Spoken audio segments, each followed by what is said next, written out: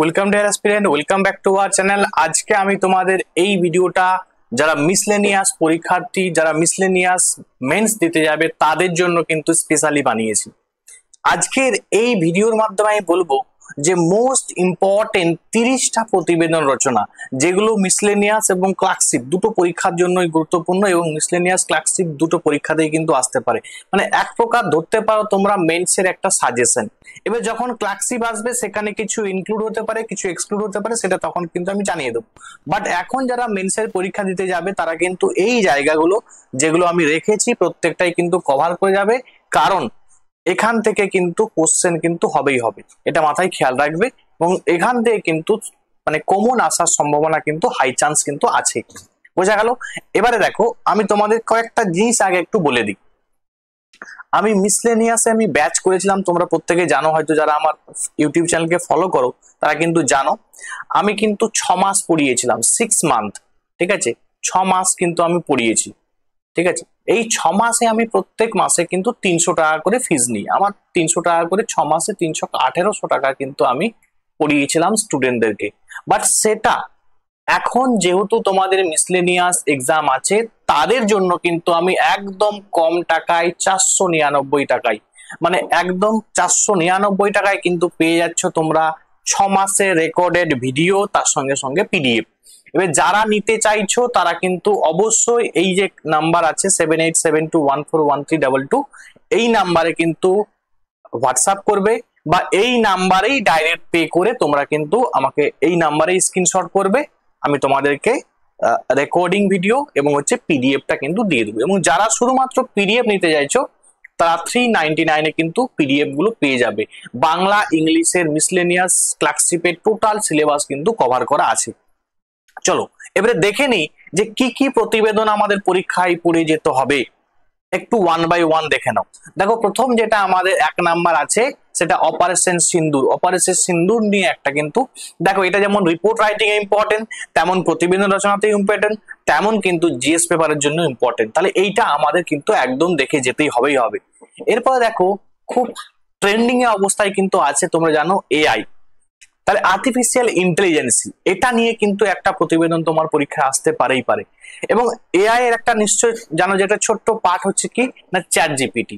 এবং চ্যাট জিপিটিটা দেখো এখন কাজে লাগিয়ে মানুষ এত কিছু মানে কি বলবো, পরিশ্রম না করে খুব সহজে অনেক কিছু করতে পারছে, ঠিক আছে? এই চ্যাট জিপিটিটাও কিন্তু ইম্পর্টেন্ট। এবার দেখো, যদি কেউ এআই করে সে কিন্তু চ্যাট জিপিটি করতে পারবে, ঠিক আছে? কারণ প্রায় অ্যাপ্রক্সিমেট কিন্তু একই টাইপের। কিন্তু মনে রাখবে যে এআই এবং চ্যাট জিপিটি কিন্তু সম্পূর্ণ একই নয়। যেমন এআই এর একটা ছোট্ট পার্ট হচ্ছে চ্যাট জিপিটি।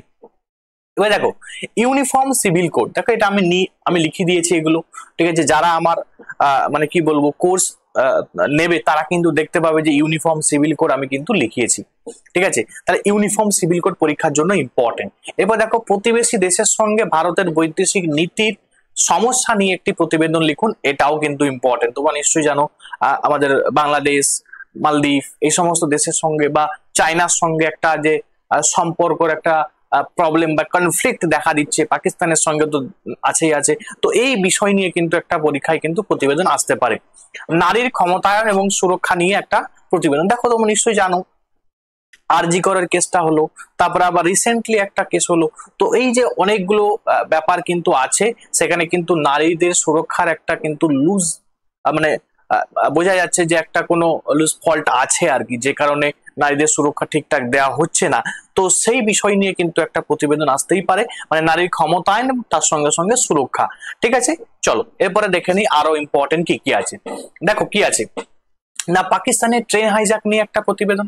দেখো, এটা আমি বলবো এটা রিপোর্ট রাইটিং এর জন্য ইম্পর্টেন্ট, তোমরা রিপোর্ট রাইটিং এর জন্য অবশ্যই কিন্তু এটা দেখে যাবে। আচ্ছা, 7 নাম্বার দেখো, এক দেশ এক ভোট। দেখো, তোমরা নিশ্চয়ই শুনেছো যে ওয়ান নেশন ওয়ান ইলেকশন, এই পলিসি কিন্তু সরকার আনার চেষ্টা করছে। তো এই বিষয় নিয়ে একটা প্রতিবেদন, এটাও কিন্তু বিশাল ইম্পর্টেন্ট, ঠিক আছে? তোমরা কিন্তু অবশ্যই এটা কিন্তু করে যাবে। আমি এগুলো সব করিয়েছি, অনেক বেশ অনেকগুলোই কিন্তু আমি করে দিয়েছি। ক্রমবর্ধমান জনসংখ্যা বৃদ্ধি এবং তার পরিবেশের উপর প্রভাব নিয়ে একটা রিপোর্ট লিখুন। রিপোর্ট বলতে এখানে প্রতিবেদনও হবে এবং রিপোর্ট রাইট। এই দেখো, যখন জনসংখ্যা বৃদ্ধির ব্যাপারটা এসে যাচ্ছে না, তখন কিন্তু ইংলিশের রিপোর্ট থেকে এটা কিন্তু বাংলায় প্রতিবেদনটা কিন্তু গুরুত্বপূর্ণ, মানে অ্যাকচুয়ালি এটা রিপোর্ট বলতে গেলে প্রতিবেদনের কথাই কিন্তু আমি লিখেছি, ঠিক আছে। এটা বাংলার জন্য কিন্তু মোস্ট ইম্পর্টেন্ট, এটা কিন্তু ভিভিআই তোমরা দেখে যাবে, কারণ জনসংখ্যা প্রচুর বৃদ্ধি পাচ্ছে এবং তার ফলে কিন্তু পরিবেশের উপর একটা কিন্তু ইম্প্যাক্ট বা একটা খারাপ প্রভাব কিন্তু পড়ছে।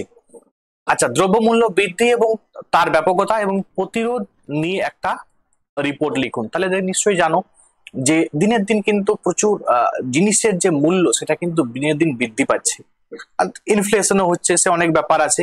তো এইগুলো লিখতে গেলে না শুধুমাত্র লিখে আসলে হবে না, তোমাকে কিন্তু আর্টিকেল মেনশন করতে হবে, তোমাকে ইকোনমিক দিকটা দেখতে হবে, সবকিছু কিন্তু লিখে আসতে হবে। আমি লিখে দিয়েছি এগুলো, ঠিক আছে। এবার দেখো কি আছে, দেখো লেখা সবাই লিখবে, বাট লেখার মধ্যে কিন্তু ডিফারেন্স বা পার্থক্য যদি থাকে তখনই তুমি নাম্বার বেশি পাবে।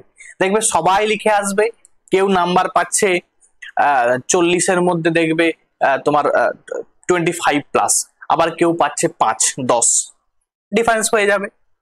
আচ্ছা, অনলাইন এডুকেশন শিক্ষাক্ষেত্রে এনে দিয়েছে এক নতুন দিগন্ত, এই বিষয়ে আপনার মতামত নিয়ে একটি প্রতিবেদন অনুযায়ী প্রতিবেদন রচনা করুন, ঠিক আছে। তো এই বিষয়গুলো কিন্তু ইম্পর্টেন্ট, তাহলে এই 10টা তোমাদের বললাম খুবই ইম্পর্টেন্ট। আচ্ছা, তোমাদের একটু বলে দিই আমি, দেখো আমার মিসলেনিয়াস এবং ক্লার্কশিপের যারা এই মুহূর্তে মিসলেনিয়াস এবং ক্লার্কশিপ, মিসলেনিয়াস তো পাস করে গেছে অলরেডি, যারা ক্লার্কশিপ পাস করবে মনে হচ্ছে, তো তারা কিন্তু আমার এই প্র্যাকটিস ব্যাচ নিতে পারো। প্র্যাকটিস ব্যাচ আমি প্রত্যেকের খাতা চেক করে দিই, বাংলা এবং ইংলিশ। যারা নিতে চাইছো তারা কিন্তু ওই মান্থলি সিস্টেমে, আমার 300 টাকা মান্থলি ফিস। তোমরা যদি প্র্যাকটিস ব্যাচ নিতে চাও, তোমাদের মানে এক্সাম নেওয়া হবে, এক্সামের পরে খাতা চেকিং হবে এবং সেই খাতা কিন্তু আবার তোমাদের ঘুরিয়ে দেওয়া হবে, মানে কোন জায়গায় ভুল হচ্ছে। এবং বিশেষ করে যারা মিসলেনিয়াস দিতে যাবে তারা কিন্তু অবশ্যই এই কোর্সটা কিন্তু নিতে পারো, কারণ তোমাদের আমি পরের মাসেই কিন্তু আমি তোমাদের 4টার মতো মক টেস্ট নেব, ঠিক আছে। মানে এক্সামে দিতে যাওয়ার আগে কিন্তু তোমরা 4টা মক টেস্ট দেবে, তোমাদের কিন্তু অবস্থান জানতে পারবে, ঠিক আছে। যারা দিতে চাইছো তারা কিন্তু অবশ্যই জয়েন করতে পারো প্র্যাকটিস ব্যাচে। চলো এবার দেখে নি 11 নম্বরে কি আছে, বলছে শিশু শ্রম বন্ধের পন্থা এবং পদ্ধতি নিয়ে আপনার মতামত একটি প্রতিবেদন আকারে রচনা করুন। দেখো শিশু শ্রম, বুঝতে পারছো শিশু শ্রমিক একটা বিশাল একটা প্রবলেম কিন্তু, ঠিক আছে। শিশুদের শৈশবকে নষ্ট করা হচ্ছে বিভিন্ন কলকারখানায় কাজ করিয়ে, তো সেটা বন্ধ নিয়ে এবং তার পদ্ধতি নিয়ে একটা প্রতিবেদন রচনা। দেখো ফেসবুক, হোয়াটসঅ্যাপ, মানে যত সোশ্যাল মিডিয়া আছে তাদের যেমন একটা সুবিধা আছে তাদের তেমন অসুবিধা আছে, তো সুবিধা অসুবিধা নিয়ে একটা প্রতিবেদন রচনা, এইগুলো আমি সব লিখে দিয়েছি, এটা লিখেছি এটা লিখেছি। আচ্ছা, পশ্চিমবঙ্গের অপরাজিতা বিল এটাও ইম্পর্টেন্ট। তোমরা নিশ্চয়ই জানো এই যে অনেকে বললাম যে বারবার আরজি করে কেস বা অন্যান্য কেসগুলো যেগুলো ডাইরেক্ট প্রুভ হয়ে যাচ্ছে, সো সেই বিষয়ে একটা কঠোরতর শাস্তি দেওয়ার জন্য কিন্তু এই অপরাজিতা বিল পশ্চিমবঙ্গ সরকার কিন্তু এনেছে। তো এই বিষয় নিয়ে একটা প্রতিবেদন রচনা ইম্পর্টেন্ট, তোমরা কিন্তু অবশ্যই দেখে যাবে। বাংলা ভাষায় জাতীয় স্বীকৃতি, তোমরা নিশ্চয়ই জানো যে বাংলা ভাষা কিন্তু বর্তমানে জাতীয় স্বীকৃতি কিন্তু মানে ক্লাসিক্যাল ল্যাঙ্গুয়েজের মর্যাদা কিন্তু পেয়েছে বাংলা। টোটাল কিন্তু নাম্বার অফ ক্লাসিক্যাল ল্যাঙ্গুয়েজ বর্তমানে 11টা হয়েছে। তো এই বিষয় নিয়েও কিন্তু প্রতিবেদন রচনা ইম্পর্টেন্ট। পানীয় জলে মাত্রা অতিরিক্ত আর্সেনিক দূষণ এবং তার ভয়াবহতা নিয়ে একটা প্রতিবেদন লিখুন, তাহলে এটাও কিন্তু ইম্পর্টেন্ট, অবশ্যই কিন্তু এগুলো সব দেখে যাবে।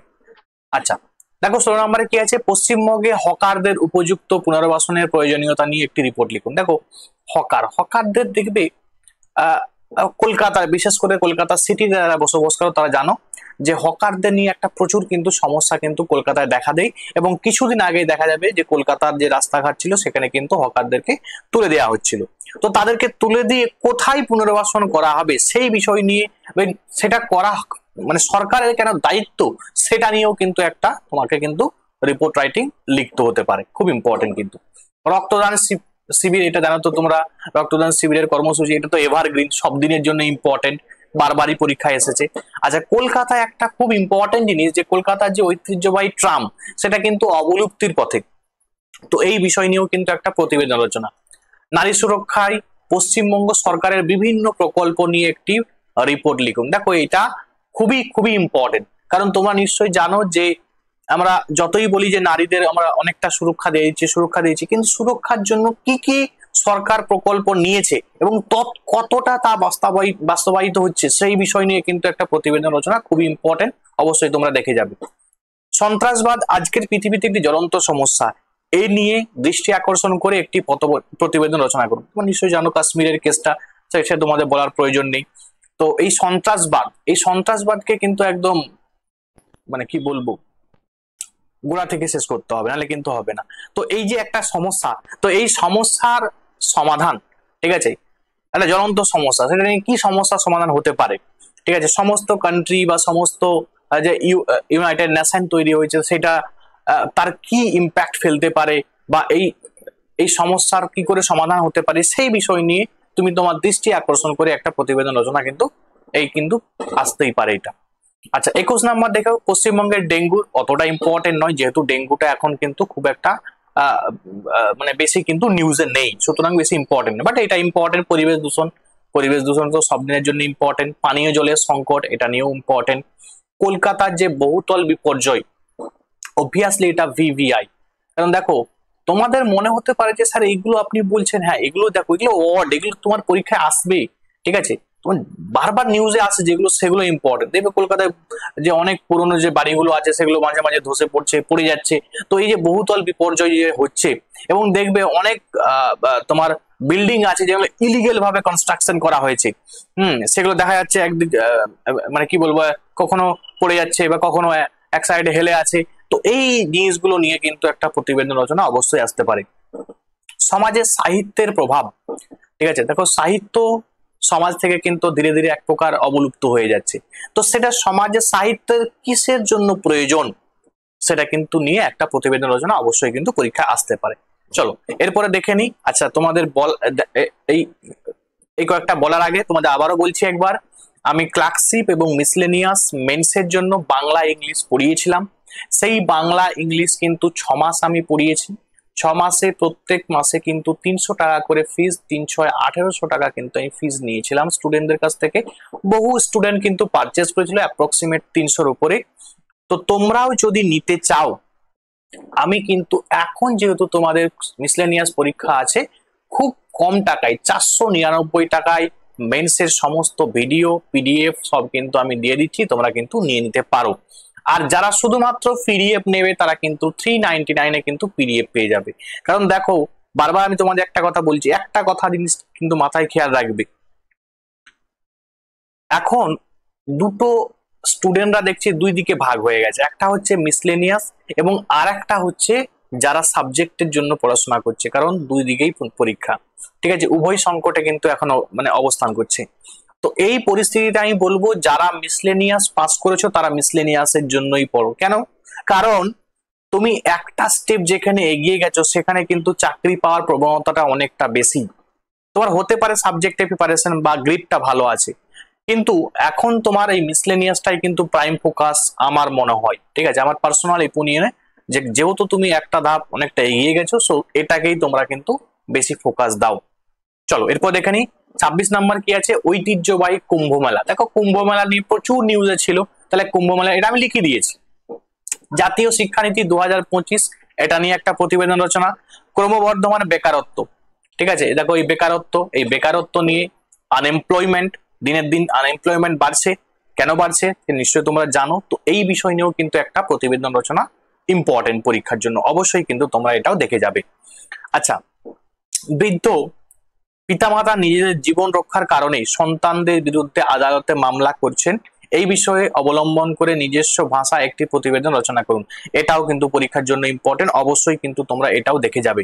কন্যাশ্রীর বিশ্বজয়, তাহলে কন্যাশ্রী যে ইউনেস্কোর পুরস্কার পেয়েছে, তোমরা পুরস্কার প্রাপ্ত তোমরা জানো, এই কন্যাশ্রীর বিশ্বজয় এই নিয়ে কিন্তু একটা প্রতিবেদন রচনা করুন। তাহলে এই 30টা আবারও তোমাদের দেখিয়ে দিচ্ছি, এই 30টা অবশ্যই তোমরা কিন্তু টপিক অবশ্যই কভার করে মিসলেনিয়াস পরীক্ষায় দিতে যাবে, কারণ এই 30টা মোস্ট ইম্পর্টেন্ট, পরীক্ষায় আসার প্রবণতা খুবই বেশি, ঠিক আছে।